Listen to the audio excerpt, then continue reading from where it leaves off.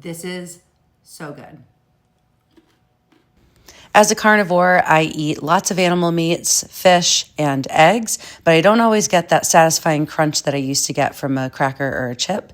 And so I've been on a mission to make the best carnivore chips I can. So today we're making a sweet version. I'm starting out by taking some already browned butter, melting it on the stove so that I can add that to this mix. I've got 4 eggs going into a bowl, and then I'm going to add the gelatin, beef gelatin. I use Vital Protein, and I'm going to add 4 tablespoons to the egg mixture and just let it sit and bloom without mixing it too much yet. And then I'm going to add 2 tablespoons of the brown butter. So we're adding that caramelized brown butter to my mixture. Gonna get all of those brown bits, making sure I get those in there. Those are the tasty part.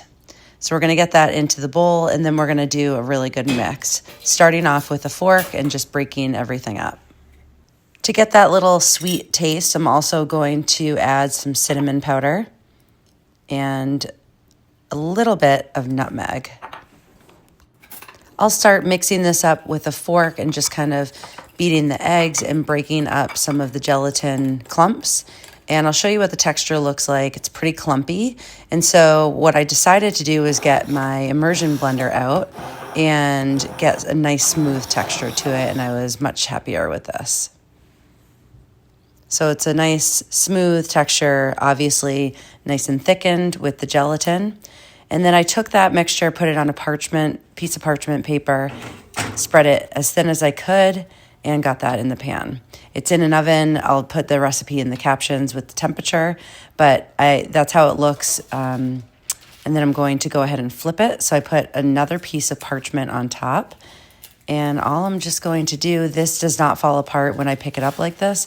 So I'm literally just going to grab it and flip, put the new piece of parchment on the bottom, take the old one off the top, and there I've flipped it over. And I'm going to put that in the oven.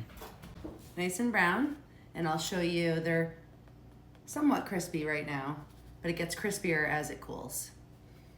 So this is what it looks like underneath.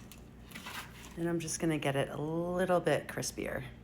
I've been upstairs getting ready, but it smells so good. Let's check on them.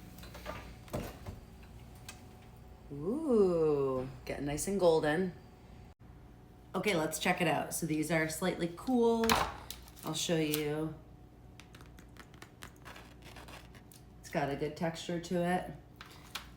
And let's cut off a little piece. So I got a piece off of there. Okay, there's definitely a little bit of a crispiness to it, but they're spongy. So I'm gonna put them back in the oven. I cut it all up and we'll go back in and dehydrate a little bit more. All right, they're fresh out of the oven. Let's check it out. So they're nice and golden brown. Got harder.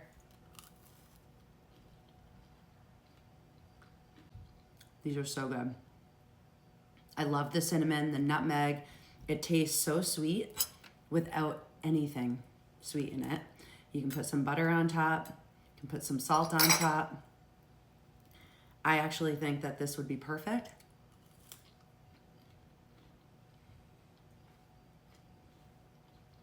Dipped in some whipped heavy cream. Oh my gosh. The thinner pieces are crunchy, so you could definitely get this a little bit thinner. Uh-oh. I might need to hide these from the kids. Just listen to this crunch. I hate eating on camera, but you gotta listen to the crunch. Really, really good. I would store these in a glass container. Just pop them in here. I'm not gonna put them all in here right now. Just pop them in, put a lid on it, and keep it on the counter. I don't think these need to go into the fridge at all. And by the way, they're not gonna last that long in the container anyway.